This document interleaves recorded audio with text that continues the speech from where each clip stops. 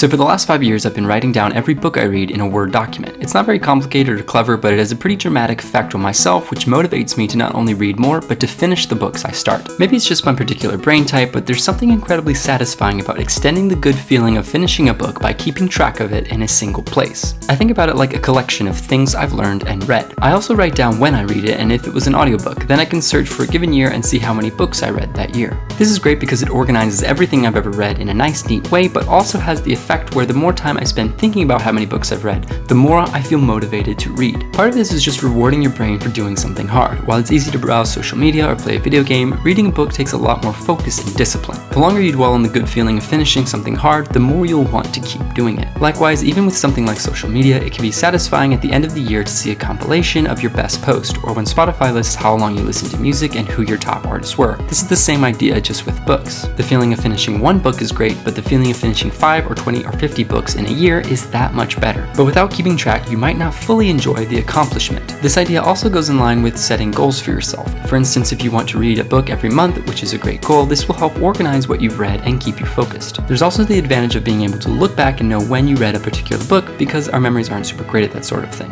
Personally, I sort my document by author just because that's what I started doing in 2015, but you could sort by genre, time period, or use a spreadsheet to combine all of the above. Now, if you're watching this video, you probably already like to read, but here's a couple bonus reasons of why it's good to read books. 1, it lengthens your attention span in a focused, efficient society. 2, it gives you a bigger perspective of the world. 3, you learn things and expand your thinking. 4, it improves your imagination. 5, motivates you to do harder things. 6, it develops verbal skills. 7, reduces stress. Now, you can get all these benefits from whatever genre you choose, but it's a good reminder to try and balance fiction with non-fiction, easy reading with hard reading, and so on. But if you're having trouble sticking with a book, it's probably a good idea to start with your favorite easy read genre to get going, and once you're in the habit, challenge yourself with harder books or ones outside of your regular wheelhouse. And for a bonus, something that helps you appreciate books even more is to write yourself. If you've ever tried your hand at short story or non-fiction, you've probably realized how very difficult it is. The struggle of communicating your thoughts or building a story will deepen your perspective for just how good great writers are and how much there is to appreciate in a good book.